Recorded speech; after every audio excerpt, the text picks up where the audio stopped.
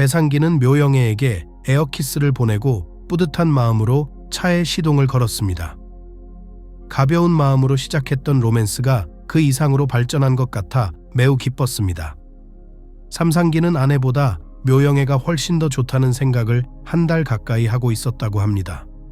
아들이 아니었다면 아마 지금쯤이면 견미용에게 모든 것을 고백하고 기록을 바로잡았을 것이다. 하지만 그를 매우 불편하게 만든 한 가지가 있었습니다.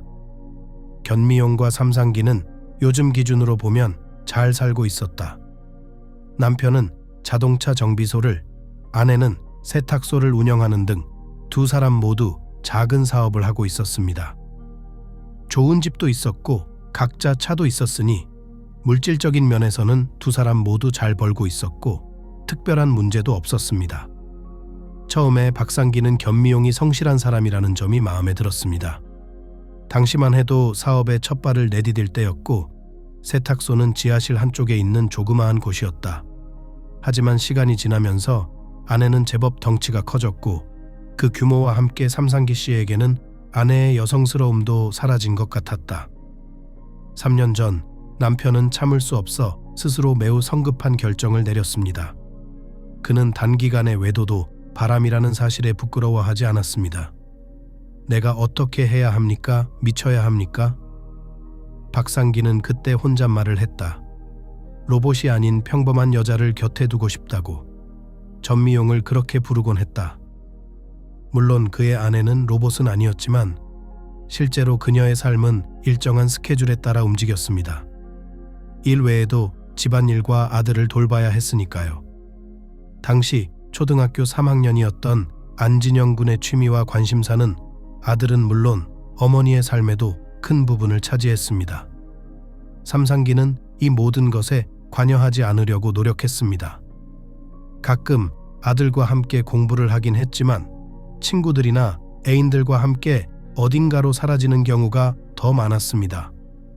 견미용 씨는 자신의 일에 몰두하느라 남편과 외출을 자주 하지 않거나 함께 시간을 보내지 못하는 것을 눈치채지 못했습니다. 명절이나 생일, 여름 휴가를 제외하면 그냥 앉아서 이야기만 나누던 시절을 거의 잊고 살았다고 합니다. 삼상기 씨 자신도 할 일이 많다는 말을 자주 했습니다. 전미용이 남편을 완전히 무시했다고는 할 수 없었습니다. 하지만 삼상기는 자신의 집보다 다른 사람의 집과 침대에서 훨씬 더 기분이 좋았던 것 같다. 그 남자가 아직 깨닫지 못한 위험한 오해. 뭔가 조치를 취해야 한다. 그는 큰 소리로 말했다. 묘영애 나 절대 안 떠나요. 이혼은 두렵지 않아요. 견미용이 재산의 반을 가져갈 테니까요. 내가 안진영과 어울리게 해줄지가 문제죠. 그건 별로 신경 안 쓰지만요. 지난 몇 달 동안 삼상기는 안진영에 대한 감정이 점점 식어가고 있었다. 한때는 자신이 한 일이 두 사람을 위해 최선이라고 생각했지만 이제는 아들이 그를 괴롭히기 시작했다. 아들은 가끔 아들과 대화를 하고 싶었지만 삼상기는 말을 끊었다. 그는 아들을 바라보며 이해했다. 전화벨이 울렸고 그는 전화를 받았다. 권미용은 안진영을 어머니 집에 데려다 주러 간다는 소식을 전했다. 토요일이었다. 견미용, 나 오늘 늦을 것 같아. 남편은 담담하게 대답했다. 지금 워크숍 중입니다. 필요한 게 있으면 전화해. 남편은 시계를 흘끗 쳐다보았다. 거의 12시가 다 되어가고 있었다. 묘영의 씨네 집에 늦게까지 있을 수도 있었지만 남편의 마음이 편치 않았다. 그는 이미 모든 것을 버리고 내연녀와 결혼하고 싶었고 그러기 위해서는 아내와 이혼을 결심해야만 했다. 배상기는 한편으로는 준비가 되어 있었지만 다른 한편으로는 두려움이 엄습했습니다. 그녀가 나에게 무슨 짓을 할까? 그는 생각했다. 내가 더 이상 그녀를 사랑하지 않는다면 그게 죄인가요? 물론 남자의 눈에는 범죄가 아니었고 그는 철학, 특히 종교적 논쟁에 뛰어들지 않을 것입니다. 그는 사람을 죽이지 않았기 때문에 다른 모든 것이 괜찮았습니다. 삼상기는 오랜 친구의 집으로 가기로 결심했다. 그는 오랫동안 타지에서 살았다. 남자는 학창시절 모두가 자신을 놀려댔던 기억을 떠올렸다. 혜성현은 처음에는 산부인과 의사가 될 예정이었고 그 다음에는 산부인과 의사가 될 예정이었다. 모두가 그에 대해 음란한 농담을 했습니다. 하지만 알고 보니 혜성현은 아주 훌륭한 전문의가 되었고 같은 반 친구 5명이 혜성현과 함께 아이를 낳았다. 약 1년 전 그는 갑자기 진료를 그만두었습니다. 피곤하다고 했다. 4개월 전쯤 그를 만난 삼상기는 그의 삶이 얼마나 많이 변했는지 놀랐습니다. 아, 삼상기. 안녕 친구. 주인이 반가워했습니다. 들어오세요. 그는 현관문을 활짝 열었다. 혜성현은 산부인과 의사였을 때 아내와 이혼했다. 아니, 아내가 그를 떠났다. 당시 하성현은 삼상기의 표현대로 평범한 사람이었다. 그는 잘 먹고 잘 살았고 선물도 잘 받았죠. 그는 부자들에게 도움을 요청했습니다. 혜성현도 삼상기를 도와줬고 삼상기도 고마워했지만 의사의 아내로는 충분하지 않았다. 그녀는 비싼 차를 몰고 해외로 휴가를 떠났고 하성현은 일을 하며 큰 위험을 감수했다. 그는 아내를 속이지 않고 성실하게 살았지만 바람을 피우지는 않았습니다. 하지만 아내에게 애인이 있다는 사실을 알게 된 후 그의 인생은 단절된 것 같았다. 당신 좀 봐요. 박여우는 그의 얼굴에 대고 소리쳤다. 넌 루저야. 다른 사람이 너 같았으면 병원장이 되어서 돈도 많이 벌었을 거야. 박여운, 그거면 충분하지 않냐? 혜성현은 놀란 눈으로 아내를 바라보았다. 당신은 여왕처럼 살면서 아무것도 필요 없잖아. 무슨 헛소리를 하는 거야. 그녀는 자신의 입장을 고수했다. 두바이에 아파트도 사고 새 차도 사고 싶어요. 이런 고물차를 타고 다니는 게 부끄러워요. 하성현은 아내를 너무 버릇없이 굴어서 아내가 극단적인 선택을 한 거죠. 아내는 자신을 부양하기 위해 뇌물과 좋은 선물을 받아 챙긴 남편의 외도를 불행한 탓으로 돌렸다. 이혼은 스캔들이었다. 박여우는 최선을 다해 전 남편을 흠집내려고 했습니다. 당연히 그녀는 딸도 게임에 이용했습니다. 그녀는 즉시 남편에게 다시는 만나지 않겠다고 선언했다. 거의 1년 동안 의사는 미쳐갔고 이상한 생각이 들었습니다. 모든 것을 포기하고 싶어요. 그는 스스로에게 말했습니다. 나는 우리 시골집으로 이사할 거야. 모두가 나를 내버려 두십시오. 그리고 그는 그렇게 했습니다. 재산 분할에 관한 마지막 문제가 마무리되고 혜성현은 눈에 띄지 않는 곳에 은둔했습니다. 그는 요가와 영성 수련을 하고 자신의 웹사이트를 만들고 여성 건강 문제에 대한 상담을 했습니다. 그는 충분히 먹고 살 수 있었고 그것에 대해 행복했습니다. 하지만 혜성현이 이전에 살아왔던 생활 방식을 용서하는 데는 오랜 시간이 걸렸습니다. 그중 상당 부분은 삼상기 씨와도 관련이 있었죠. 인생 전반적으로 크게 바뀌셨네요. 예전 동창이 궁금해했습니다. 혜성현, 지금은 기분이 훨씬 나아졌다고 장담할 수 있어요. 그는 웃었다. 다시는 예전 생활로 돌아가지 않을 거예요. 아기가 태어나는 것을 돕는 것은 어떻습니까? 즉시 그의 손님이 물었습니다. 가치 있는 임무 아닌가요? 그는 한숨을 쉬었습니다. 불행히도 이 시스템은 가장 순수한 의도를 가진 사람조차도 망칠 것입니다. 모든 것을 사고 팔 수 있는 한 정직한 의사는 존재하지 않을 것입니다. 우리는 공짜 약이 없습니다. 사람들은 여전히 그것을 이해하지 못합니다. 여전히 누군가의 주머니에 돈을 넣거나 그들에게 감사해야 합니다. 서비스 비용을 지불하면 적어도 정직할 것입니다. 어서요. 삼상기가 웃었다. 한 푼도 안 되는 월급으로는 살 수 없잖아요. 그리고 저를 포함해 얼마나 많은 사람들을 도와주셨는데요. 지금 내가 얼마나 후회하는지 알아요? 그는 그의 눈을 똑바로 쳐다봤어요. 내가 한 짓은 범죄였다. 삼상기는 예전에 혜성현이 죽었다고 느꼈다.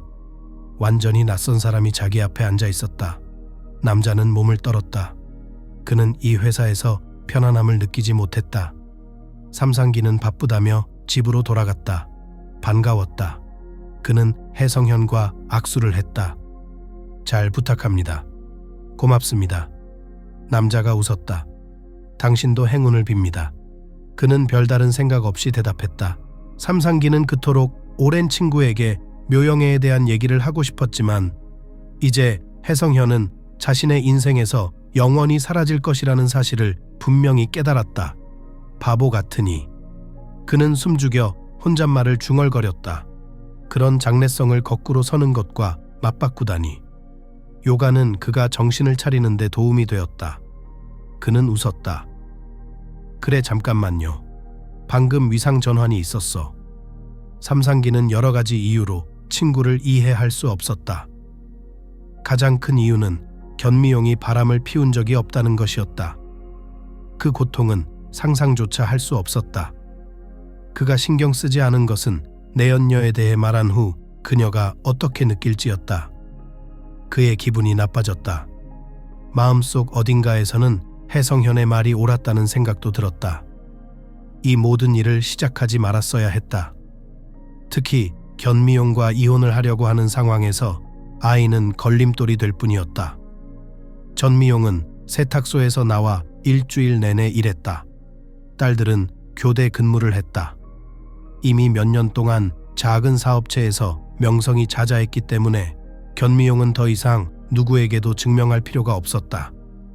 이제 남은 것은 사업을 계속 유지하는 것이었습니다. 고객을 찾는 것보다 고객을 유지하는 것이 훨씬 더 어려웠습니다.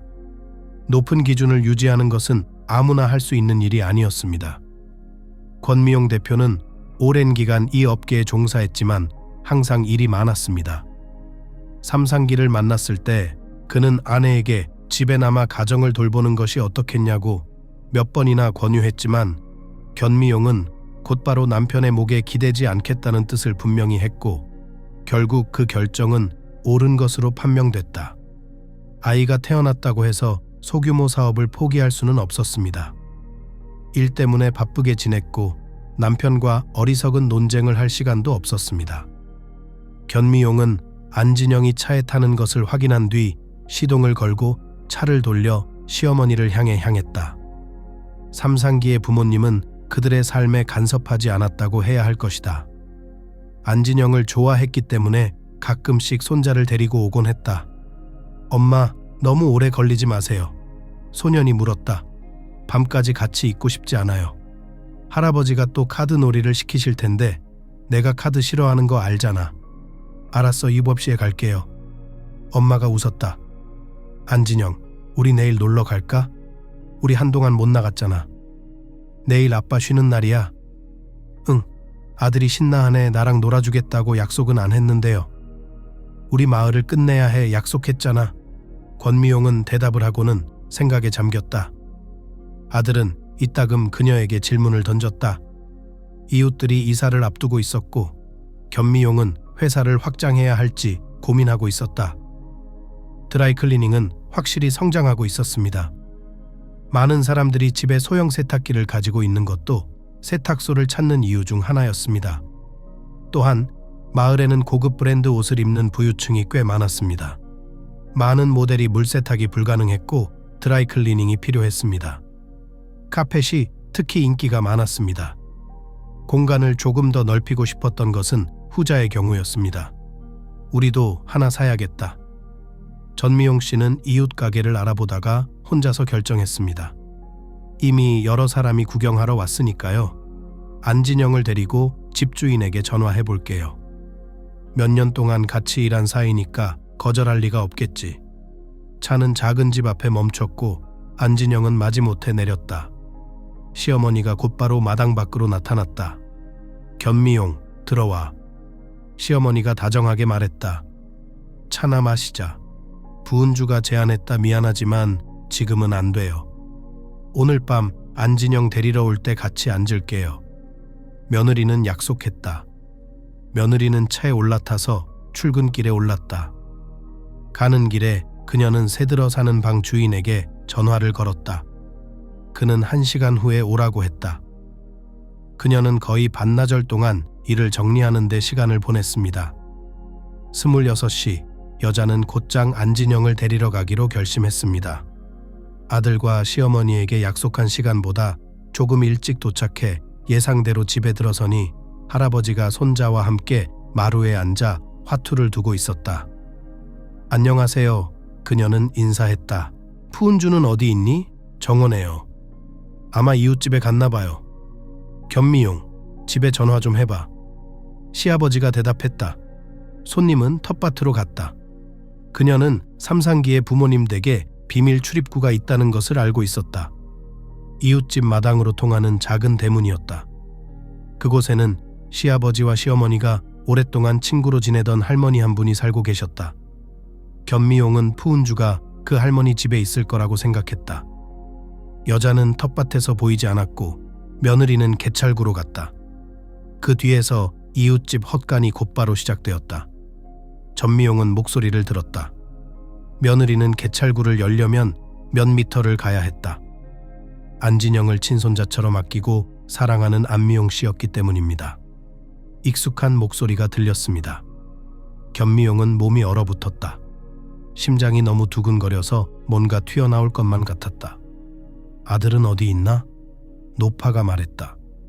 그는 아픈 사람이고 거의 필요하지 않습니다. 예, 그는 질병이 있지만 최악의 형태는 아니지만 여전히 질병이 있습니다. 부은주가 대답했다. 견미용의 눈이 빙글빙글 돌고 있었다. 그녀는 개찰구 바로 옆에 놓인 커다란 돌 위에 쭈그리고 앉았다. 아마 장애인 고아원에서 살고 있을 것이다. 장모님은 계속 말씀하셨다. 가끔은 그 아이 때문에 마음이 아파요. 아이는 안쓰럽지만 삼상기가 원치 않는 아이였으니까요. 우리가 어떻게 할 수 있을까요? 그래, 판단하지 않으면 판단받지 않을 거야. 이웃이 속삭였다. 푸은주, 아무도 몰라. 다 잘된 걸지도 모르지. 그럼 이만 가볼게요. 견미용은 화상을 입은 여인처럼 바위에서 뛰어올랐다. 그리고는 재빨리 텃밭 초입으로 달려갔다. 푸은주. 그녀는 숨을 헐떡이며 소리쳤다. 어디야? 며느리는 눈물을 참을 수가 없었다. 시어머니가 이웃집 대문에서 나와 미소를 지으며 며느리에게 다가왔다. 시어머니는 곧바로 견미용의 창백한 얼굴을 알아차렸다. 배가 아파요. 거짓말이었다. 그래서 일찍 왔다고요. 그러게요. 집에 가 부은주가 걱정하니까 내가 짐 싸줄게요. 5분 후 견미용은 아들을 집으로 데려다주며 큰 소리로 울고 있었고 안진영은 엄마가 왜 이러는지 이해할 수 없었다. 아들아, 괜찮아. 괜찮아라며 아들의 눈물을 손으로 닦아주었다. 문제가 하나 있는데 내가 꼭 해결할게요. 권미용은 앉아서 안진영을 바라보며 밥을 먹지 못했습니다. 자식인 그를 사랑한 것은 의심할 여지가 없었지만 오늘 들은 말은 그녀의 인생을 송두리째 바꿔놓았다. 그럴 수 없다. 견미영은 속삭였다. 삼상기 씨와 얘기해야 해요. 우리 아들이잖아요. 그리고 안진영이 어디서 왔는지도 너무 궁금하다.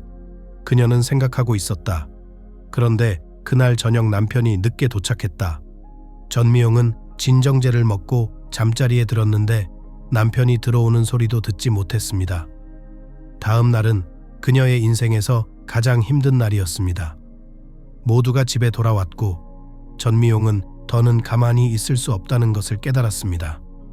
그녀는 삼상기에게 다가가 부엌으로 들어오라고 했습니다. 다 알아요. 그녀는 조용히 말하며 울었습니다. 남편은 완전히 놀란 표정으로 서 있었습니다. 삼상기는 누가 견미용에게 묘영애에 대한 이야기를 했는지 이해할 수 없었고 그 남자는 말없이 서 있었다. 그는 지금부터 어떻게 해야 제대로 시작할 수 있을까 고민하고 있었다. 직접 다 말해주지 않겠어? 아내는 남편의 눈을 뚫어지게 쳐다보았다. 저요? 남편은 머뭇거렸다. 그는 옷을 입을 곳이 없었다. 견미용, 오래전부터 말하고 싶었어. 그래, 나 다른 사람 있어. 그는 재빨리 말을 꺼냈다. 견미용은 공포에 질린 채 그를 바라보았다. 처음 몇 초 동안은 무슨 영화를 보는 것 같았다. 내연녀가 있다고요? 그녀는 거의 말을 하지 않았다. 삼상기, 그녀의 목소리가 떨렸다. 하지만 우리에겐 가족이 있어요. 견미용이 온갈거렸다. 견미용, 우리 성인이잖아. 그는 차갑게 대답했다. 당신을 사랑했던 시절이 있었지만 묘영애를 만났고 우리 아들은? 여자는 상황을 정리하려 했다. 아들이 맞나요? 견미영의 머릿속은 온통 혼란스러웠다. 안진영이 이 일과 무슨 상관이 있는 거지? 그는 외쳤다. 큰일 내지 말자고. 나 이혼 신청할 거야. 모든 걸 공정하게 나누자. 난 당신한테 아무 청구권 없어요. 삼상기. 장난해? 이거 다 장난이지? 아니, 화를 내면서 말했어. 견미용. 나 너랑 같이 살기 싫어. 그는 무자비하게 여자의 가슴을 찔렀다. 여자의 눈동자가 빙글빙글 돌더니 힘에 겨워 기절했다. 젠장. 삼상기는 욕설을 내뱉으며 그녀에게 달려가 뺨을 때리고는 품에 안아 소파에 눕혔다. 견미용이 눈을 뜨자 눈앞에 모든 것이 빙글빙글 돌고 있었다. 삼상기는 찬물을 가져다 주고 익모초를 카운터에 뿌려주었다. 안진영도 겁이 났다. 그는 미친 듯이 엄마를 바라보며 울었다. 견미용은 일어나려고 했지만 일어나지 못했다. 1시간이 지나서야 의식을 완전히 회복했습니다. 안진영은 옆에서 자고 있었다. 삼상기는 집에 없었다. 세상에 아무것도 이해가 안 된다. 전미용은 눈을 뜨면서 생각했다. 이번에는 일어설 수 있었다. 그녀는 주전자를 켰다. 아들을 깨우고 싶지 않았다. 분명히 아들은 스트레스를 많이 받고 있었다. 몸은 지쳐 있었고 아들은 금방 잠이 들었습니다. 이제 2가지 문제가 생겼습니다. 첫째는 박상기의 외도와 이혼, 둘째는 안진영입니다. 아니, 내 친아들 그녀는 마음을 진정시키지 못했다. 남편은 늦게 돌아왔다. 견미용은 남편에게 전화를 걸어 화를 내지 않았다. 이미 삼상기가 바람을 피웠다는 생각은 받아들였지만 지금은 아픈 아들이 어떻게 됐을지 걱정이 더 컸기 때문이었다. 권미용은 또다시 어려운 대화를 준비했습니다. 문이 열렸을 때는 거의 10시였다. 짐을 챙겨야겠다. 전미용 씨의 남편은 곧바로 말했다. 이 모든 일에 연연하고 싶지 않다고. 일어난 일은 일어난 일이니까요. 우리도 성인이니까 이해할 수 있어야죠. 삼상기 씨, 간통죄는 양심에 달린 문제예요. 그녀는 차분하게 대답했다. 다른 게 궁금해서요. 묘영애라는 여자가 우리 아이와 무슨 상관이 있습니까? 아무 상관 없어요. 그는 가방에 짐을 쑤셔 넣으며 재빨리 대답했다. 묘영애와 나는 아이가 없습니다. 그럼 우리 아이는 어디 있죠? 견미용은 그의 손을 잡았다. 다 알아요. 내 엄마한테 들었어. 안진영은 우리 아들이 아니야. 드디어 어려운 말을 했어. 창백한 삼상기라는 말이 그런 뜻이었구나. 이제야 다 이해가 되네. 그래도 묘영애와 내 대해 알게 돼서 다행이야. 난 묘영애나 너나 관심 없어. 아내는 간신히 자제하며 대답했다. 삼상기 내 아들이 어디 있는지 말해주시오. 내가 어떻게 알아요? 그는 얼굴에 흐르는 땀을 닦았다. 그는 병원에 머물렀다. 무슨 말을 하길 원해요? 분만 중에 심각한 문제가 있었다고요? 아기가 아프게 태어났다고요? 당신이 평생 고통받지 않도록 내가 당신을 보호하려 했다고요? 우리 아기 어딨어? 견미용은 소리를 질렀다. 어떻게 감히 날 대신해서 결정할 수 있어? 너 미워. 내 말 들려? 너 미워. 절대 용서 못해. 다시 말하지만 그 아이 어딨는지 몰라. 삼상기는 화가 났다. 나 좀 내버려둬. 원하면 너를 사랑하고 네가 행복한 엄마가 되길 바라는 나를 고소해도 좋다.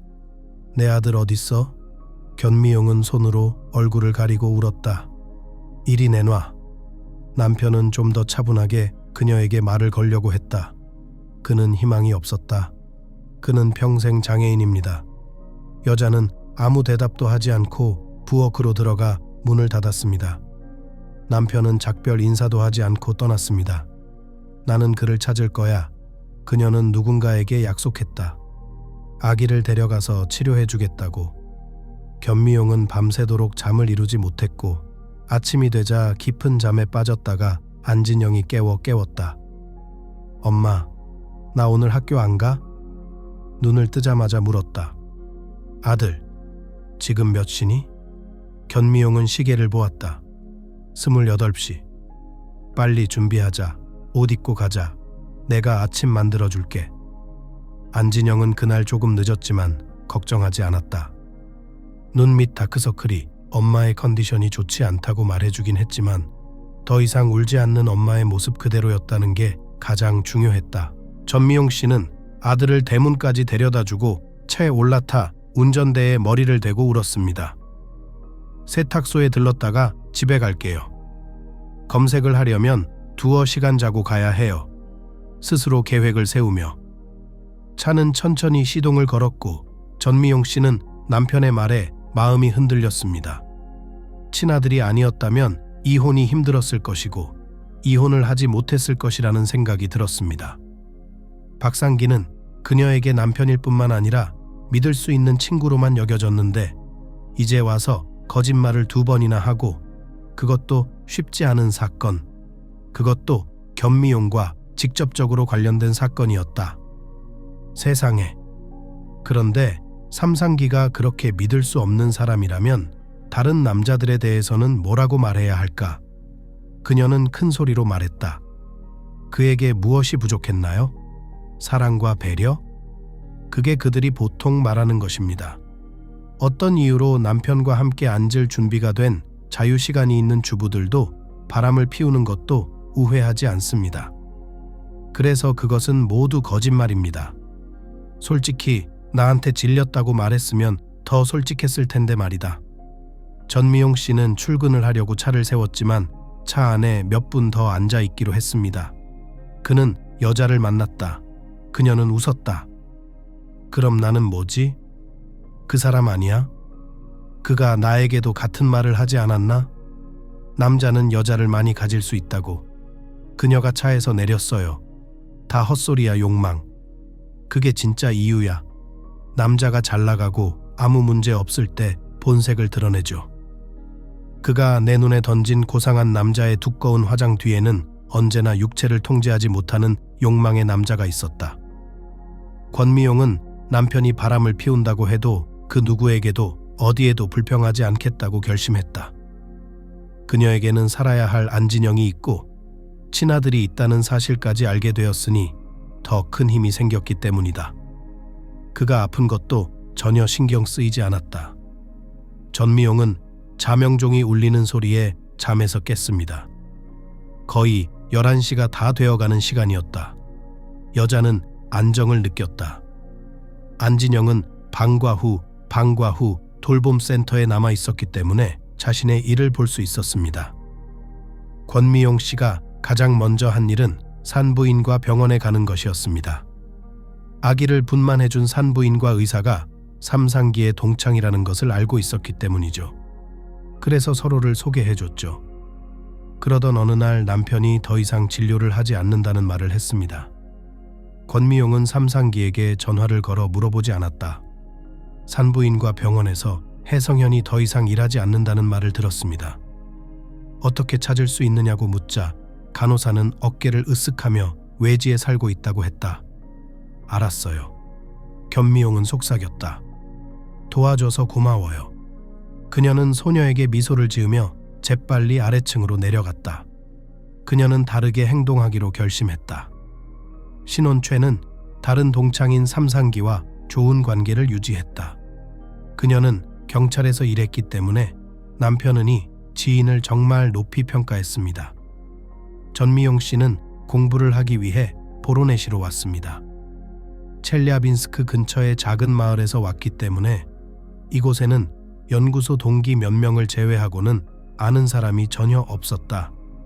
권미용 씨는 경찰서에 가서 재빨리 개현주를 찾았지만 바빠서 한참을 기다려야 했습니다.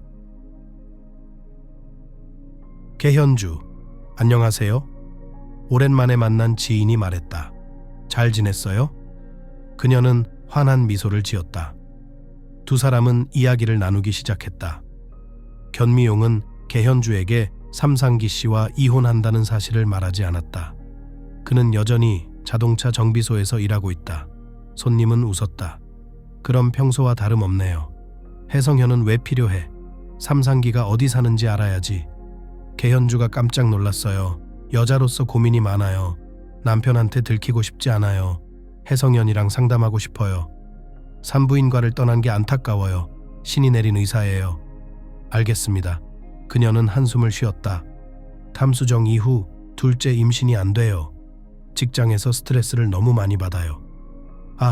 그 얘기는 하고 싶지도 않아요. 그녀는 손을 흔들었다. 개현주는 견미용에게 하성현의 집까지 가는 방법을 알려줬다. 여자는 나비처럼 펄럭였다. 산부인과 의사가 아들의 문을 열 수 있는 중요한 열쇠였기 때문이었다. 하지만 견미용 씨는 의사 선생님 댁에 도착하자마자 극심한 두려움에 휩싸였습니다. 성공하지 못할지도 모른다는 두려움. 그러면 어떻게 해야 할까? 안진영은 뭐라고 말할까? 그런 생각이 머릿속을 스쳐 지나간 것은 그때가 처음이었습니다. 장애를 가진 아들의 모습을 어떻게 설명해야 할까? 아들은 어떻게 생각할까? 엄마의 가슴이 꽉 막혔다. 견미용 씨는 답을 알 수 없는 질문이 너무 많았습니다. 내가 할 수 있어. 그녀는 혼잣말로 큰 소리로 말했다. 하지만 어려운 상황에서는 언제나 여자가 하는 일이었습니다. 그녀는 가슴을 가득 채우고 배를 눌렀습니다. 그녀는 주위를 돌리기 위해 작은 집과 잘 가꾸어진 마당을 바라보았습니다. 얼마 지나지 않아 낯익은 얼굴이 나타났습니다. 하성현은 깜짝 놀라 견미용을 바라보았다. 바로 알아본 것입니다. 견미용? 그는 미소를 지었다. 그는 인사를 건네고 손님이 무슨 말을 할지 기다렸다. 혜성현, 우리 얘기 좀 해요. 그녀는 진지하게 말했다. 남자의 표정이 금세 바뀌더니 대화 주제를 짐작하는 듯했다. 들어와요. 그는 문을 닫고 그녀를 집 안으로 안내했다. 견미용은 즉시 숨결이 살짝 느껴졌다. 기분 좋은 향기가 코끝을 스쳤고 가구는 소박했지만 수많은 식물들이 아늑하게 느껴졌다. 혜성현은 재빨리 부엌에서 찬물 2잔을 가져왔다. 전미용은 바닥에 레몬과 민트가 보이는 것을 보았다. 맛있다. 몇 모금 마신 후 그녀는 말했다. 혜성현, 나는 당신을 비난하지 않는다는 것을 바로 말하고 싶습니다. 그녀는 침묵했고 주인도 침묵했습니다. 그 여자가 마침내 입을 열었다는 것이 그에게 매우 중요했습니다. 어디서부터 말해야 할지 모르겠습니다. 견미용의 뺨에 눈물이 흘러내렸다. 안진영이 우리 아들이 아니라는 걸 어제 알았다. 혜성현이 벌떡 일어났다. 그는 창밖을 내다봤다. 그는 오랫동안 이 짐에서 벗어나고 싶었다. 내가 왜 그랬는지 모르겠다. 그는 말했다. 의료 과실 혐의로 고발당해 사건이 나에게 뒤집어질까봐 두려웠나 봐요. 혜성현, 난 당신을 탓하지 않아요. 당신도 나름의 동기가 있었을 테니까요. 차분하게 말하려고 했어요. 게다가 그때 나한테 돈도 많이 줬어. 그건 몰랐잖아요. 그는 한숨을 쉬었다. 그때는 돈이 중요했다. 견미용은 남은 술을 다 마시고 민트와 레몬이 긴장을 풀어주는 것 같았고 적어도 마음이 차분해진 것 같았다. 혜성현은 다시 그녀에게 돌아와 맞은편 의자에 앉더니 잠시 머뭇거리더니 이야기를 이어갔다. 분명히 소녀는 근골격계 문제가 있었다. 그는 견미용을 바라보았다. 초음파로 모든 것을 확인할 수 있는 것은 아닙니다. 제가 보기에는요. 출산이 그의 근육신경을 악화시켜 뼈에 영구적 인손상을 입혔습니다. 그가 도움을 받을 수 있었을까요? 박문자는 전 의사를 보았습니다. 모르겠어요. 그는 솔직히 인정했습니다. 장애 아동을 위한 시설로 이송되기 전 검사 결과 매우 비싼 치료가 필요한 것으로 나타났습니다. 당연히 정부는 그를 돌봐주지 않았습니다. 전미용 씨, 아기는 뱃속에서부터 아팠어요. 제 잘못은 아니었지만 증명하기가 매우 어려웠을 거예요. 실제로 의사의 잘못으로 아이가 아픈 경우도 있지만 이번엔 제가 옳은 일을 했으니까요. 제가 늘 하는 것처럼요. 하성현은 고개를 숙였다. 견미용은 손으로 얼굴을 가리고 울었습니다. 그때 아들에게 장애가 있다는 말을 들었더라면 견디기 힘들었을 거라는 생각이 들었기 때문입니다. 이제 그녀는 준비가 되었습니다. 하지만 그때의 견미용은 현명하지도 강인하지도 않았습니다. 안진영은 어디에서 온 걸까요? 마침내 안진영은 진정했다. 하성현, 부모님 계세요? 손님은 숨을 참았다. 아니요, 어머니는 출산 중에 돌아가셨어요. 당신과 같은 날에 낳았군요. 그가 말했다. 불우한 여자를 데려왔는데 가진 것도 없고 분만도 힘들고 아이는 건강하게 태어났는데 다음 날 돌아가셨다고요. 알겠습니다. 견미용은 멍하니 말했다. 어디로 데려갔어요? 알잖아, 네. 우리 집으로요. 그는 무미건조하게 대답했다. 장애인 시설에 맡겼대요. 아, 치운 그의 엄마 이름이에요. 아, 치우나. 견미용은 또다시 울음을 참지 못했다. 내 아들. 어머나. 살아있었으면 좋았을 텐데 누가 입양이라도 했나? 안 돼. 집주인은 즉시 반대했습니다. 그들은 건강한 아이들을 원하지 않아요. 사람들이 아픈 사람을 가지고 장난치는 걸 꿈꿀까요? 혜성현은 안도감을 느꼈다. 그 돌을 버릴 수 있었던 것은 정말 오랜만이었다. 삼상기는 왜 그랬을까? 손님이 큰 소리로 말했다. 어쨌든 그가 어떤 사람이든 간에 그는 아버지다. 견미용, 그렇게 간단한 문제가 아니야. 그 남자가 그녀에게 다가왔다. 아마 그때는 당신을 생각하고 있었을 거예요. 미안한데 왜 말 안 했어? 그 질문이 계속 그의 머릿속을 맴돌았다. 그녀는 얼른 대답하고 싶었지만 스스로 멈칫했다. 하성현 씨, 우리 이혼 소송할 거예요.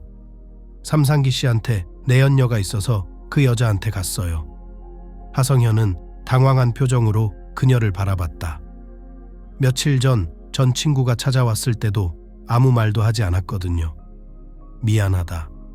그는 걱정스럽게 말했다. 견미용 씨, 혼자서 아이 둘을 어떻게 부양할 건가요? 합리적인 질문을 하셨어요. 괜찮아, 내가 알아서 할게. 아들은 제가 데려갈게요. 여자는 결연한 표정으로 말했다. 혜성현, 내가 애를 고아원에 버려두지 않을게. 최선을 다해 치료할게요. 여자가 떠나자 혜성현은 혼자 생각에 잠겼다.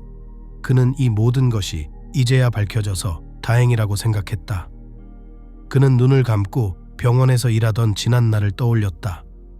하지만 월급은 잘 줄 테니까요. 시장 보좌관인 산부인과 의사를 뚫어지게 쳐다보았습니다. 아기가 죽은 채로 태어났다고 말해줘요. 물론 영향력 있는 사람들이 그를 자주 찾았다. 혜성현은 전문 의사로서 평판이 좋았다. 하지만 그가 아기를 잘 낳고 그들의 아내나 내연녀가 거액의 수수료를 챙기자 의뢰는 점점 더 괴물처럼 늘어났다. 혜성현이 삼상기의 아들을 노숙자의 아들과 바꿔치기 한 지 몇 년 후 부시장으로부터 접근이 들어왔다. 혜성현은 마음을 바꿔 내연녀의 아이를 없애기로 결심했다. 내연녀가 그의 뒤에서 뭔가를 하고 있어서 재산의 일부를 가져가려고 했던 것인지 아니면 아이를 없애려고 했던 것인지 그 남자는 의사에게 찾아와서 애원하고 협박을 했다. 오늘 하루 일진이 안 좋았나요? 혜성현이 동의하지 않자 화를 내며 던졌다. 손가락만 까딱하면 되는 거 알잖아요. 스냅 혜성현이 말했다. 그리고 바로 그날 사직서를 썼습니다. 믿을 수 없는 소식이었다. 아무도 혜성현이 그만둘 거라고 예상하지 못했으니까요. 사실 그는 준비가 되어 있었습니다. 이혼 후 그는 아기를 낳고 수술하기에 최상의 컨디션이 아니었기 때문입니다. 그는 한숨을 쉬며 다시 연습에 매진할 수 있기를 바랐습니다. 처음에는 그랬지만 더 이상은 아니었습니다. 그는 다른 방향으로 이끌렸습니다. 수년 동안 공식 의료 분야에서 일했음에도 불구하고 공식 의학에서 혜성현은 대체 의학에 점점 더 관심을 갖게 되었고 그 결과에 놀라움을 금치 못했습니다. 의사는 아로마 테라피와 식물 요법의 여러 과정을 마쳤으며 약용식물을 좋아했습니다. 응급 상황에는 공식적인 약이 필요하다고 그는 생각했습니다. 그러나 만성질환에 관해서는 비전통적인 방법에 비해 여기에서 처집니다. 해성현 씨는 요가와 에센셜 오일을 통해 콧물을 없애는 데 도움을 받았습니다.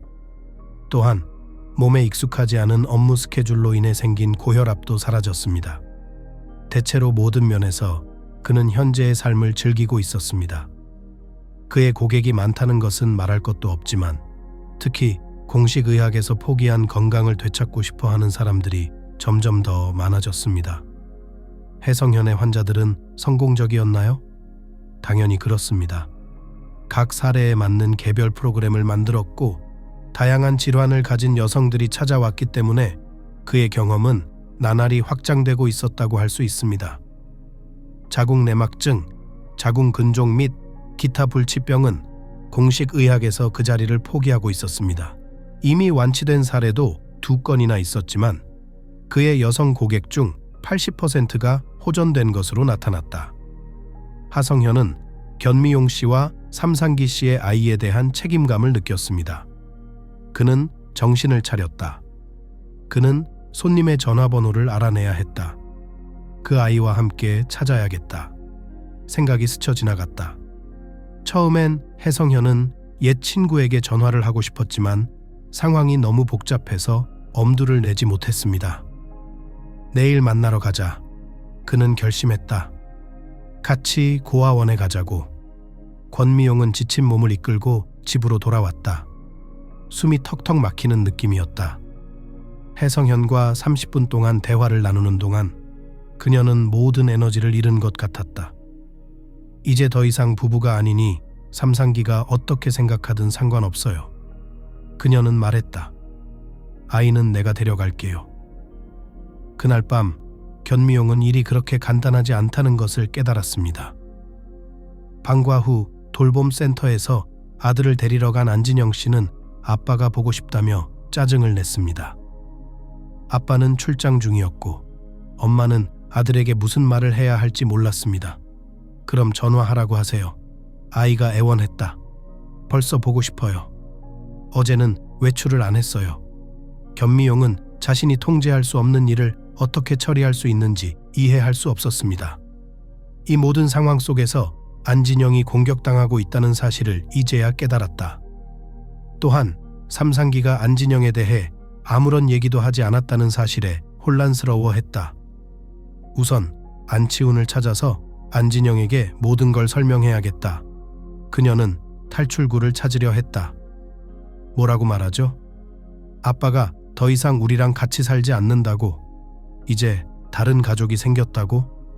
한참 동안 잠을 이루지 못하고 머릿속이 엉망이었다. 계속 이런저런 생각이 떠올랐지만 순식간에 끊어지고 다시 허공에 떨어진 것만 같았다. 견미용은 아침까지 그렇게 정신착란 상태에 누워 있었다.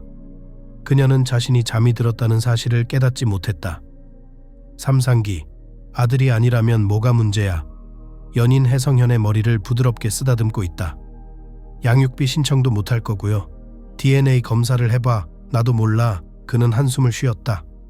오랫동안 안진영을 내 아들이라고 생각했다. 물론 내 자식이 아니라는 걸 속으로는 알고 있었지만 애착이 있었다. 이제 곧 딸을 낳을 텐데 왜 아들을 생각하겠어요? 그리고 제 말 믿으세요? 그녀는 정말 당신의 딸이에요. 그 소녀는 완벽하게 건강합니다. 여자애가 배를 쓰다듬었다. 묘영애, 난 너를 의심하지 않는다. 방금 내연녀랑 키스했어. 그래야 위자료가 없어져요. 내 말 알겠어? 그녀는 더 단호하게 말했다. 우리 돈이 남의 자식한테 가는 건 싫어. 배상기는 묘영애의 말이 계속 떠올라 잠을 이루지 못했다. 요즘 안진영에 대한 애정이 별로 느껴지지 않았다. 하지만 법정에서 DNA 결과를 보여주며 양육비를 주지 않겠다고 말하는 것은 삼상기의 마음속에서도 비열한 짓이었다. 하지만 묘영애는 물러설 생각이 없었다. 경쟁은 필요 없었죠. 안진영이 삼상기의 아들이 아니라는 사실을 알게 된 순간 그녀는 곧바로 그를 손에 넣었다는 사실을 깨달았습니다. 아내에게 완전히 냉담하게 만들기 위해 할 수 있는 모든 방법을 다 동원했는데 이제는 친아들까지 빼앗으려는 것이었다. 뭐라고 말해야 할까요? 미안하지만 우리 아이가 아니에요. 생각 중이었다. 견미용은 애가 바뀐 줄도 몰라요. 물론 혜성현의 도움도 있었지만 제가 주도적으로 한 일이에요. 어쨌든 삼상기는 스스로 코너에 몰린 셈입니다. 견미용에게 안진영이 아들이 아니라며 양육비를 주지 않겠다고 말한 것은 매우 냉소적이고 비인간적으로 보였을 겁니다. 묘영애는 연인의 의심을 보고 조금 더 밀어붙여야겠다고 생각한 거죠. 삼상기, 이 대화를 너무 길게 끌지 말라고 충고하고 싶다. 그녀는 그에게 몸을 밀쳤다. 그녀에게 말해요. 우리도 곧 딸을 낳을 거라고 말해줘요. 그 애도 엄마니까 내 마음을 이해해줘야지. 묘영애, 그 애한테 그럴 순 없어. 남자는 저항했다. 난 돼지가 아니야. 그는 화를 내며 말했다. 삼상기, 나갈까? 그녀는 흐느꼈다. 난 그 애를 원하지 않아요. 알겠어. 우리 가족이 행복했으면 좋겠어요. 묘영애가 배를 움켜쥐자 삼상기는 깜짝 놀라며 그녀에게 달려갔다. 나 미쳐버릴 거야. 나 유산할 거야. 나랑 얘기하겠다고 약속해. 명영애에게 요구했다. 알았어. 그가 말했다. 제발 진정해. 자, 숨 좀 쉬어. 명영애 사랑해. 사랑해. 안 보여요? 삼상기야, 내가 너를 사랑하지 않았다면 내가 우리 애를 기대하겠어? 그녀는 눈물을 흘리며 말했다. 내가 왜 그런 위험을 무릅쓰고 유부남과 사귀었지? 삼상기는 아무리 이렇게 행동하면 안 된다고 생각했지만 묘영애의 말에 순종해 견미용과 진지하게 이야기를 나누기로 했다. 견미용은 아들을 학교에 데려다주고 곧장 보육원으로 향했다. 아들을 보는 순간 그녀는 온몸이 떨렸다. 맙소사. 그녀는 간신히 몸을 가누기도 힘들었고 힘도 없었다. 여자는 곧장 교장 선생님께 갔어요. 당신은 그를 보지도 못했잖아요. 그녀는 화를 냈습니다. 몇 년 후 아픈 아이들을 이렇게 기억하고 쉽게 데려갈 수 있다고 생각하는 걸까요? 아니요, 쉽지 않을 것 같습니다. 손님에게 대답했습니다. 그러나 나는 그를 데려갈 것입니다. 그것은 확실합니다. 그녀는 여자를 계속 주시했다. 그는 누워 있어요. 당신은 그것을 이해할 수 있습니다. 교장 선생님을 만나는데 동의하고 싶지 않았습니다. 당신은 지금 그에게 웃고 있고, 당신은 그의 삶에서 영원히 사라질 것이고, 그는 고통받을 것입니다. 제 아이를 보고 싶으니 유전자 검사를 할 수 있게 해달라고 요구합니다. 권미용은 냉정하게 말했다. 와우, 너무 까다롭네. 여자는 웃었다. 내가 여기 사장이니까 나한테 달렸어. 아들을 고아원에 보낼 때도 그렇게 요구했지? 아니, 권미용이 대답했다. 그녀는 모든 이야기를 할 수 없다는 것을 깨달았습니다. 아이를 보여주지 않으면 법원을 통해 면회를 요구할 겁니다. 그녀는 포기하지 않았다. 알았어요. 교장은 두려운 목소리로 말했다. 5분 줄게요. 다시는 여기 오지 않겠다고 결정하기에 충분한 시간이 될 것 같아요. 어떻게 할지 결정할게요.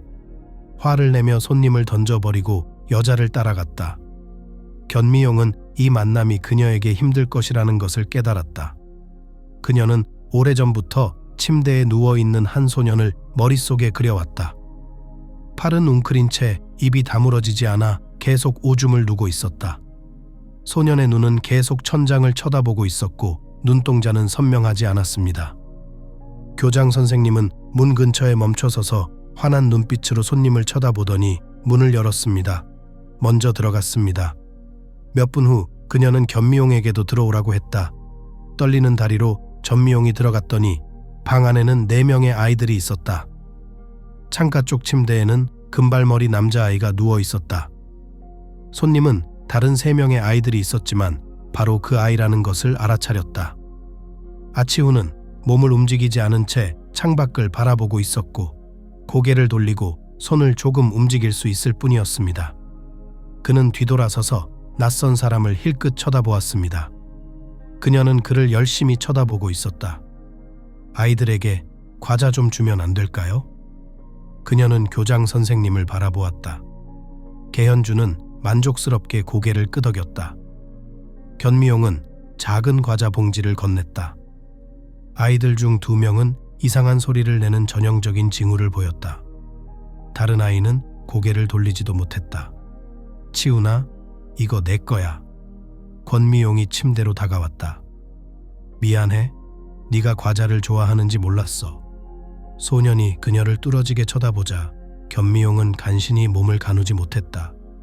그의 시선이 그녀의 마음 깊은 곳까지 닿는 것 같았다. 고마워요. 소년이 조용히 말했다. 상관없다고. 견미용은 이제서야 그가 아버지와 얼마나 닮았는지 알아차렸다. 눈빛, 머리카락, 미소까지 모두 삼상기 주니어의 것이었다. 손님은 사탕 포장을 풀고 오렌지 껍질을 벗기는 것을 도와주었습니다. 아들과의 만남이 이루어졌다는 사실을 깨닫기도 전에 교장 선생님의 명령이 들려왔습니다. 가야 합니다. 그녀는 손님에게 다가가서 불친절한 눈빛으로 그녀를 바라보았습니다. 권미용은 다시 한번 뒤돌아보고는 밖으로 나갔다. 그녀가 다시 이곳에 올 것이라는 데는 더 이상 의심의 여지가 없었다. 제가 데려갈게요. 입양을 위해 준비해야 할 서류 목록을 알려주세요. 그녀는 원장에게 자신 있게 말했다. 혜성현은 집 앞에 멈춰 섰다. 그는 재빨리 대문으로 가서 벨을 눌렀지만 아무도 문을 열어주지 않았다. 9시 반이 지났다. 그녀는 이미 떠났을 것입니다. 손님은 한숨을 쉬었다. 그는 일찍 도착하지 못했습니다. 이제 그는 자신이 늦었다는 것을 깨달았습니다. 이제 남은 일은 저녁에 견미용을 잡는 것뿐이었다. 알았어. 8시까지 갈게. 손님은 한숨을 내쉬며 차에 올랐다. 나왔어. 다 얘기해볼게요. 그 사이 견미용은 집으로 돌아오고 있었다. 너무 행복해했다. 물론 아치우는 심각한 병을 앓고 있었지만 정상적으로 말을 할 수 있었습니다. 그리고 어머니는 아이가 좋은 마음을 가지고 있다는 것을 깨달았습니다. 그래서 그녀는 아이를 위해 뭔가 해줄 수 있을 거라는 희망을 품었습니다. 문득 견미용 씨는 안진영 씨가 떠올랐습니다. 아버지에 대해 어떻게 말해야 할지 몰라 허둥대던 안진영이 떠올랐다. 삼상기 씨에게 가끔 만나자고 해야겠다. 그녀는 생각했다. 그리고 아치훈이 원치 않더라도 아빠에 대한 얘기는 꼭 해야겠다고. 권미용은 전화기를 들고 전 남편에게 전화를 걸었다. 그는 한참 동안 전화를 받지 않았다. 그래, 그의 목소리는 불행하게 들렸다. 견미용, 나 지금 바빠요. 무슨 일이야? 삼상기 씨, 우리 얘기 좀 해요. 급한 일이에요. 2시간 후에 만나죠. 그래요? 네? 알았어요. 그는 별다른 열의 없이 대답했습니다. 한편으로는 그녀와 이야기할 수 있는 기회였지만 다른 한편으로는 그녀에게 모든 걸 털어놓고 싶지 않은 남자였다. 안진영의 경우엔 피하는 것이 최고의 돼지였지만 묘영애를 위해서라면 그렇게 해야만 했다.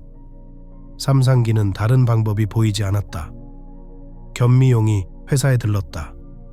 1시간 동안 일을 하느라 정신을 딴 데로 돌릴 게 필요했다.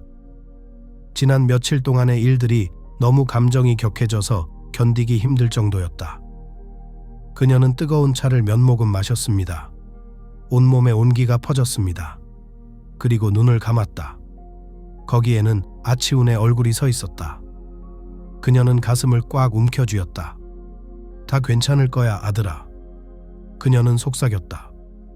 머그잔에 눈물이 몇 방울 떨어졌다. 괜찮을 거야. 내가 최선을 다해 도울게. 견미용은 몽롱한 한숨을 내쉬었다. 그녀는 시계를 흘끗 보았다. 남편을 만나기 위해 늦고 싶지 않았다.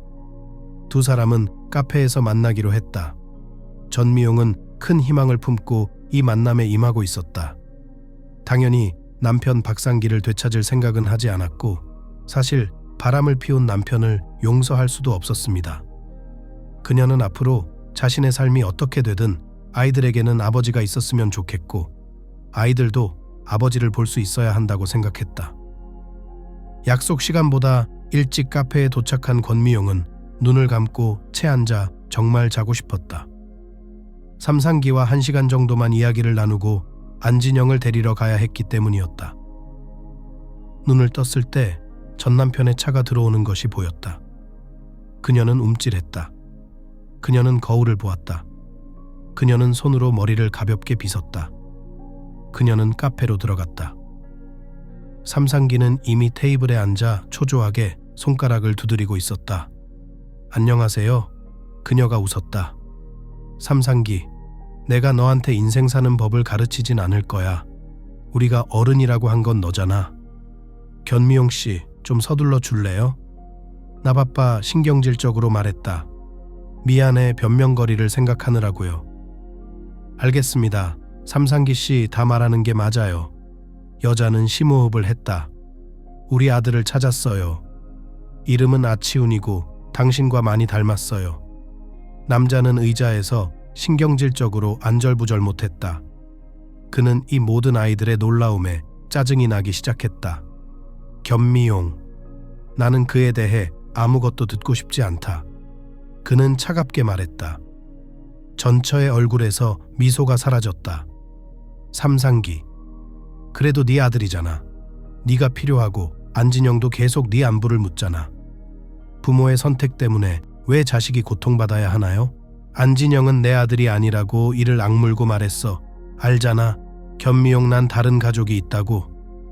삼상기, 잠깐만요. 심장이 미친 듯이 뛰었다. 우리 아들하고 사귀지 않겠다는 거야? 아니, 짧게 대답했다. 다신 귀찮게 하지 마세요. 유전자 검사를 해볼게요. 아내가 임신했어. 파산할 순 없어. 위자료는 필요 없어요. 전처 삼상기가 설득을 해봤지만 안진영은 당신을 사랑해요. 고통스러울 거야. 눈물이 뺨을 타고 흘러내렸다. 내 아들이 아니라고 했잖아요. 남자는 벌떡 일어나 출구로 향했다. 전미용은 전 남편에게 이런 일이 일어날 거라고는 전혀 예상하지 못했다. 그녀는 뭐라고 불러야 할지도 몰랐다. 그가 완전히 정신이 나간 걸까? 여자가 속삭였다. 어떻게 그런 사람을 가지고 놀 수 있어요? 그래도 아직 어린애잖아요. 돌아오는 내내 전미용은 남편의 행동 뒤에 숨은 동기를 이해하려고 노력했다. 하지만 미쳤다는 생각밖에 들지 않았다. 남편은 안진영에게 큰 상처를 줄 거라는 걸 알고 있고 바보가 아니라고 그녀는 추리했다. 어떻게 일부러 그런 짓을 할 수 있을까? 견미용은 묘영애가 삼상기의 내연녀, 부적절한 사람이라는 생각이 머릿속을 맴돌기 시작했다. 그렇다고 전 남편을 용서할 수는 없었지만 그런 바보의 장단에 맞춰 춤을 추는 것은 너무한 일이었다. 이 바보 같은 놈이 자신에게 똑같은 수법을 쓸 것 같다고 견미용은 한숨을 내쉬었다. 삼상기, 너 정말 바보야. 아들이 둘이나 있고 평생 연락하며 도움을 바랄 수도 있었을 텐데 네 손으로 네 미래를 망쳤어. 다 뭐 때문에요? 미친 정부 때문에? 그녀는 안진영에게 아버지가 자신을 알고 싶지 않다는 사실을 어떻게 알릴지 생각만 해도 괴로웠다.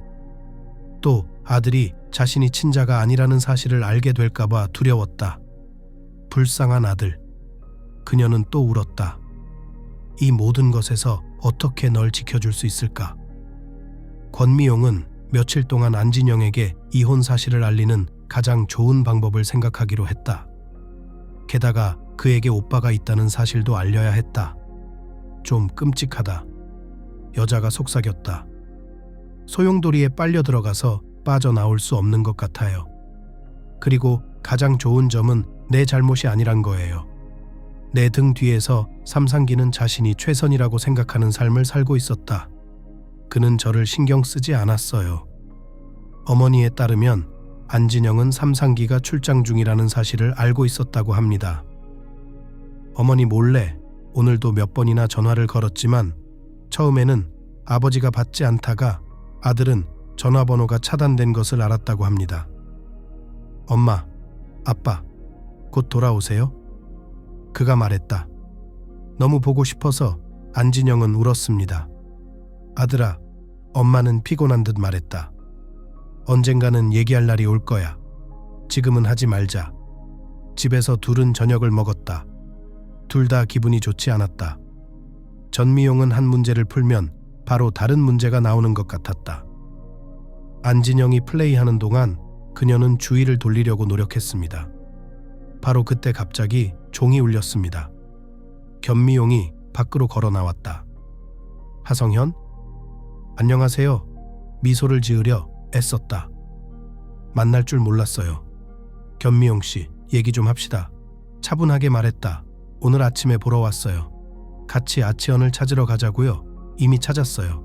그녀는 바로 대답했다. 하성현, 서류는 내가 할게요.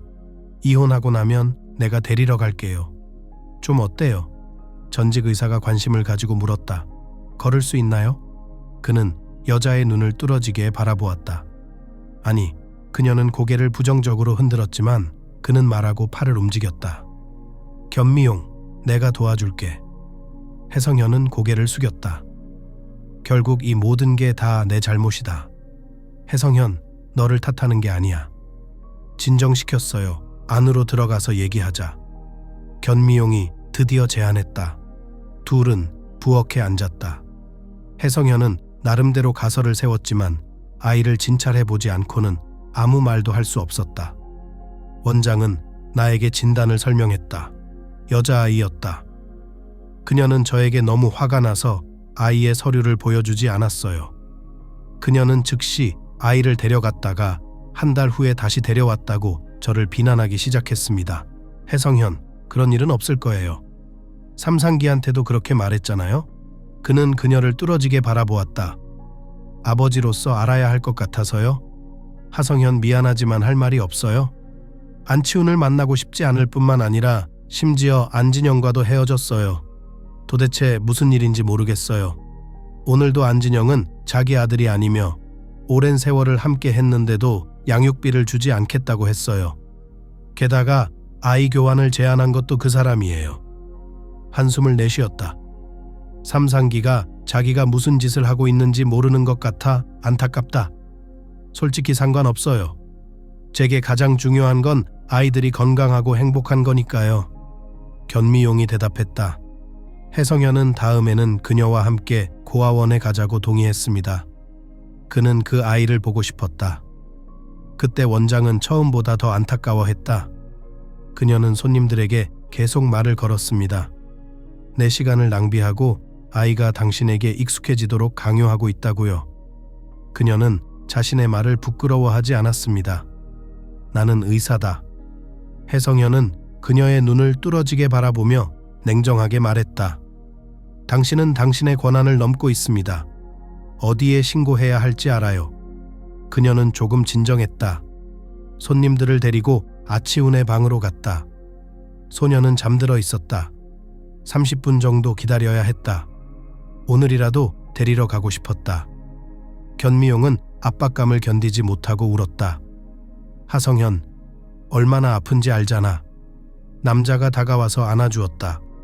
그는 정말 견미용이 아기와 함께 있기를 바랐다. 그는 아치현을 뚫어져라 쳐다보더니 먼저 그의 몸을 살피고 몇 군데를 만졌지만 소녀는 아무런 반응이 없었다. 그는 서서 생각에 잠긴 채 한 손으로 머리 뒤쪽을 만졌다. 혜성현이 눈에 띄지 않는 한 지점을 만진 다음 힘껏 누르자 소년의 한 손이 무의식적으로 경련을 일으켰습니다. 그런 다음 전 의사는 척추 전체를 작업하기 시작했습니다. 두 지점이 부분적으로 더 막혔습니다. 혜성현은 그가 소년의 발가락 하나가 약간 떨릴 정도로 힘으로 그중 하나를 누르는 것을 분명히 보았다. 해냈어요. 그는 기뻐하며 말했다. 치훈아, 뭐 느꼈어? 소년은 고개를 부정적으로 흔들었다. 하지만 혜성현은 두 눈으로 직접 본 것만으로도 충분했다. 견미용, 혹시나? 집으로 돌아오는 차 안에서 그는 미소를 지었다. 이 일이 어디로 이어질지 모르겠지만 나는 이렇게 본다. 몇 가지 코스. 몇 년 동안 치료가 계속될 수도 있겠지. 공식적인 치료를 말하는 겁니다. 좋은 약과 개인 맞춤형 프로그램이 필요해요. 제가 작성할게요. 운동을 개발해야 해요. 그런 다음 적절한 지점을 활성화할 것입니다. 모든 방법을 동원할게요. 운이 좋을지도 모르죠. 감사합니다, 하성현. 너 없으면 어떻게 살지 모르겠다. 견미용은 한숨을 내쉬었다. 아들을 잃지 않았을 텐데. 그는 슬프게 대답했다. 견미용, 내가 끝낼게. 이혼이 확정되었습니다. 전 배우자는 다툼 없이 소송을 마무리했습니다. 견미용은 안치훈에게 완전히 빠져들었다. 엄마, 어느 날 안진영이 찾아왔어요. 아빠 좀 만나게 해주세요. 오늘 아빠를 봤어요. 학교 밖에 서 있었어요, 바보. 견미용이 혼잣말을 하고 있었어요. 왜 애를 그렇게 괴롭혀? 안진영, 아들아, 너한테 할 말이 있다. 목소리가 떨리고 있었다. 공교롭게도 아빠는 다른 여자를 만났단다. 이제 다른 가족이 생겼어, 나는요. 소녀는 울었다. 아빠는 더 이상 나를 사랑하지 않는다고. 견미용한테 울면서 달려갔어요. 당연히 그렇겠지. 여자는 미쳐가고 있었다. 아이한테 이 모든 걸 어떻게 설명해야 할지 몰랐어요. 하지만 그는 지금 매우 바쁘다. 새 아내가 곧 딸을 낳을 예정이거든요. 저한테 여동생이 생긴다고요? 소년의 얼굴이 밝아졌습니다. 엄마, 저 좀 데려다 주실래요? 같이 놀아줄게요. 안진영은 울었고 엄마도 울었다. 아들아, 그렇게 간단한 게 아니란다. 미안하지만 너한테는 형이 있는데 그 형만 아프단다. 오빠? 소녀는 무슨 말인지 이해할 수 없었다. 여동생과 형제가 있어요. 엄마, 사실이에요? 아들아, 아빠는 다른 남자의 아기를 임신한 이모와 결혼했단다. 그래서 너한테 여동생은 없지만 형은 생긴 거야. 왜 나한테 아무 말도 안 했어? 이모가 안타깝게 물어봤어. 보고 싶어요, 안진영. 나도 몰랐어요. 나도 병원에서 아들 중 한 명이 많이 아파서 살 수 없을지도 모른다는 얘기를 안 해줬어요. 아치훈을 저한테서 데려가서 얼마 전에 찾았어요. 아들의 이름은 아치훈이었고 소년의 눈에는 기쁨이 빛났습니다. 엄마, 내가 같이 놀아줄게요. 그는 아프고 걸을 수 없다고 그녀는 마침내 그에게 말했다. 아들은 잠시 망설였습니다. 괜찮아. 침대 위에 조립기를 올려놓고 조립하자고 소리치며 상자를 들고 방으로 달려갔다. 전미용은 손으로 얼굴을 가리고 울었다. 어깨에서 무거운 무게가 내려앉았다. 안진영이 아버지를 많이 그리워할 거라는 걸 깨달았습니다. 하지만 그녀는 아버지가 아들과 친구가 되어줄 거라는 희망을 품었습니다. 아빠를 만나러 가겠다고 약속해 주세요. 안진영은 곧바로 요구했다. 내 장난감 가져다 줄게요. 약속할게요. 엄마가 뽀뽀를 했다. 넌 좋은 오빠가 될 거야. 난 확신해. 안진영은 사흘 동안 만남을 준비해온 엄마의 말을 의심하지 않았다. 복대는 이미 가방이 놓여 있었다. 안진영, 이게 뭐야? 집을 나서기 전 어머니의 물음에 안진영은 깜짝 놀랐습니다. 동생에게 줄 선물입니다. 안진영은 자랑스럽게 대답했습니다. 내가 좋아하는 장난감을 안치훈에게 주고 싶어요. 안진영, 아들아 조각조각 가져가자. 한꺼번에 너무 많이 가져오면 보육원에서 혼날지도 몰라. 알았어요. 아들은 흔쾌히 동의하고 장난감 가방에서 장난감을 하나씩 꺼내어 살펴보기 시작했습니다. 마침내 아들은 자동차, 비행기, 집, 보드게임을 골랐습니다. 안진영의 입이 시종일관 열려 있었습니다. 형과 함께 놀고 여름에는 수영장에서 수영도 하고 만화도 볼 거라며 신나게 이야기했습니다. 견미용 씨는 시종일관 웃고 있었습니다. 이렇게 행복한 기분은 정말 오랜만이었습니다. 아치훈은 자신을 자주 찾아오는 여성이 자신을 입양하고 싶어 한다는 사실을 이미 알고 있었습니다. 그녀는 그에게 아들이 있다고도 말했습니다. 소녀는 기억할 수 있는 한 항상 가족을 갖는 것이 꿈이었는데 이제 그 꿈이 실현되었으니 매우 걱정스러웠습니다. 자신과 같은 사람들이 수용되어도 곧 다시 돌려보낸다는 소문이 있었기 때문입니다. 안녕, 형님. 안진영이 방으로 들어왔다. 치훈아, 내가 뭘 가져왔는지 봐라. 안진영은 가방에서 장난감을 꺼내기 시작했다. 안치훈은 어리둥절한 표정으로 낯선 사람을 바라보았다. 심장이 터질 뻔했습니다. 여기 레이싱 장난감입니다.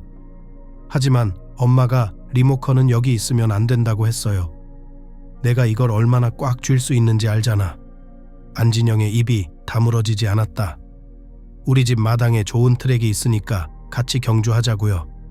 몇 분 후 안치훈 선수도 대화에 동참했습니다.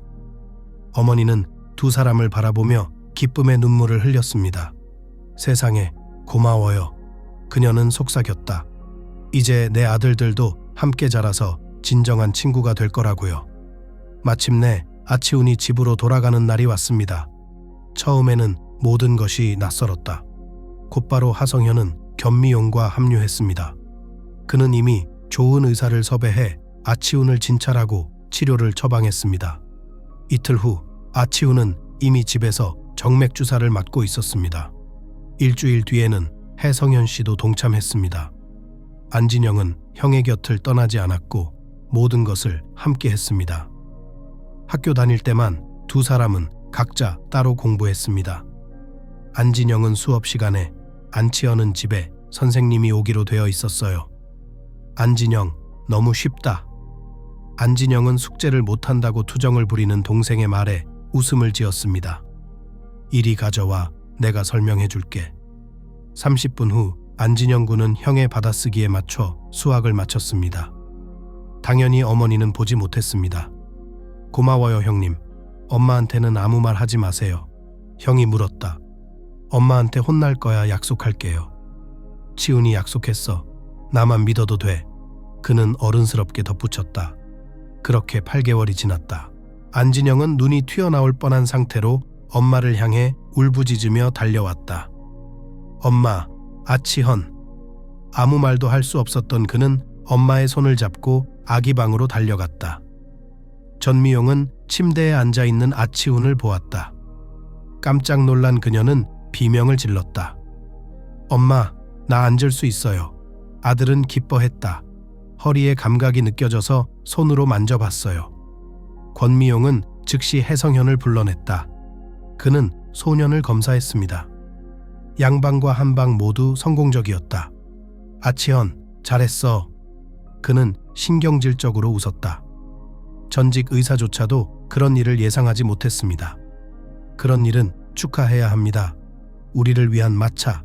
그는 목이 터져라 외쳤다. 해성현은 아치훈이 혼자서 집안을 돌아다닐 수 있도록 특수 상점에 가서 휠체어를 가져왔습니다. 야호! 안진영은 동생을 안고 뛰어다녔습니다. 우리가 해냈어요. 안치훈은 기쁨의 모자를 던졌습니다. 치료는 계속되었고 치료를 시작한 지 정확히 2년 만에 아치훈은 마침내 다시 일어설 수 있었습니다. 권미용 씨는 기쁨의 눈물을 흘렸습니다.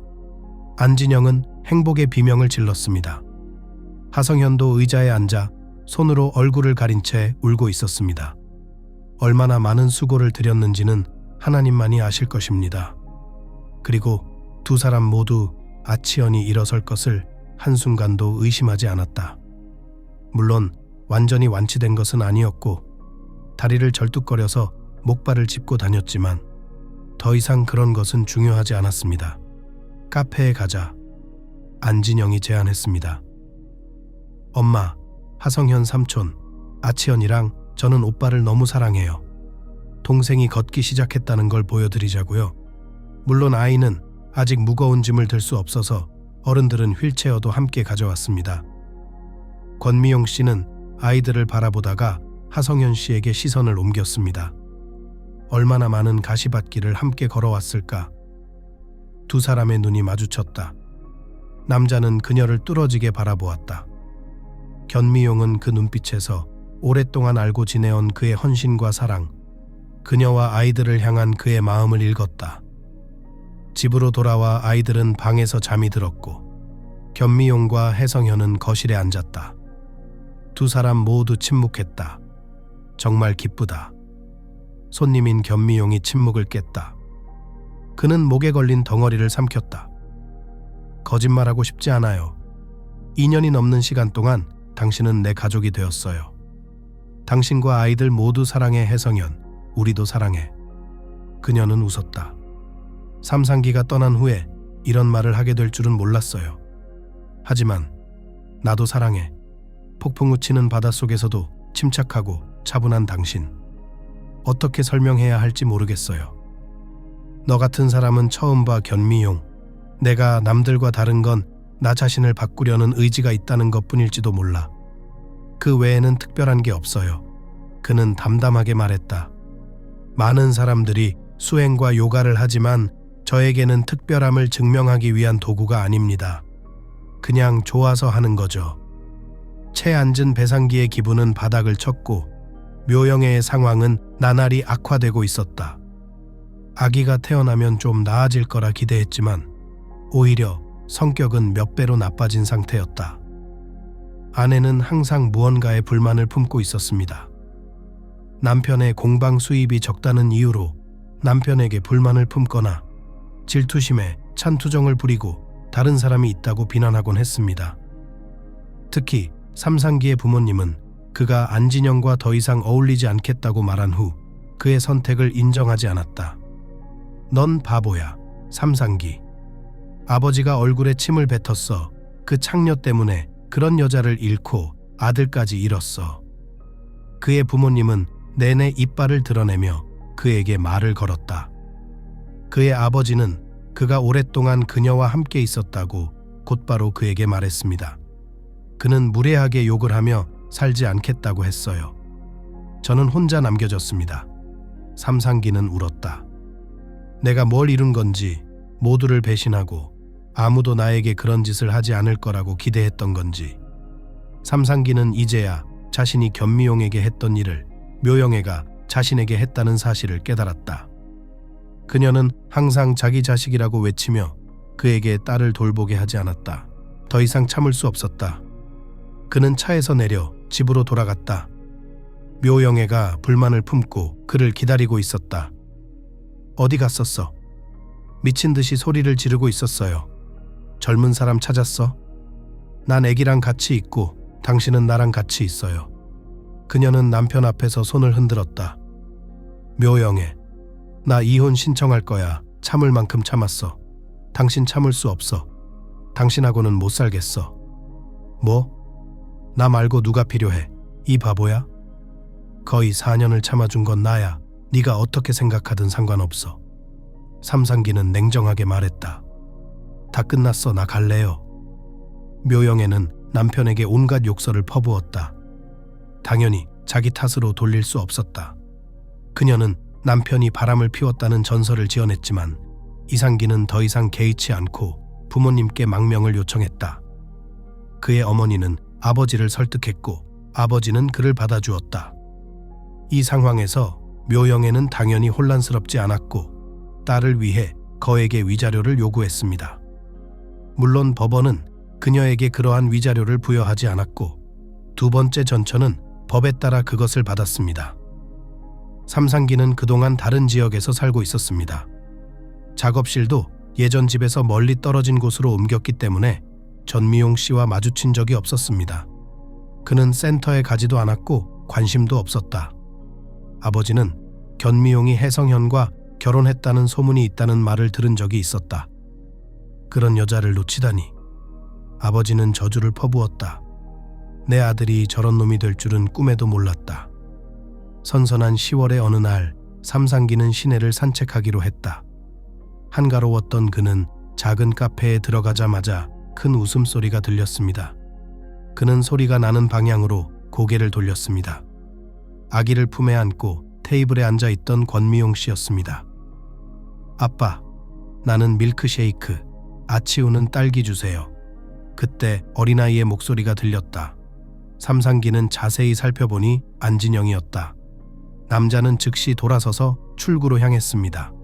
그는 한때 사랑했던 사람들을 마지막으로 한 번 더 바라보았습니다.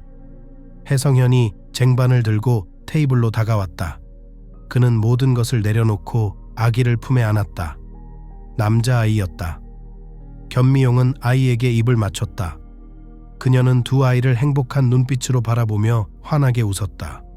세상에, 아프다. 삼상기가 속삭였다. 내 손으로 내 행복을 망쳤어. 모든 걸 다 가졌는데. 그런데 이제 텅 비었다. 그는 서둘러 채 올랐다. 그는 안진영을 포기한 것이 미안했다. 견미용이 결혼만 했어도 아들이 있었을 텐데.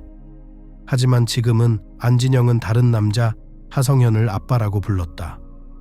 하수현, 이리 와. 안진영이 동생을 불렀습니다. 아빠, 이리 줘요. 그는 아버지에게 물었다. 아주 오래전 안진영은 자신의 인생에서 가장 소중한 것, 가족을 잃은 것이 엊그제 일처럼 느껴졌다. 그 상실이 절친한 친구이자 형인 안치훈에 이어 동생 가수현으로 이어지고 언젠가 혜성현을 아버지라 부르며 후회하게 될 줄은 소녀는 전혀 몰랐다. 안진영은 아기를 품에 안고 만족스러운 미소를 지었다. 안치훈은 그 옆에 앉아서 동생과 함께 놀기 시작했습니다. 부모님은 두 사람을 바라보며 기뻐했습니다. 오랫동안 기다려온 행복이었습니다.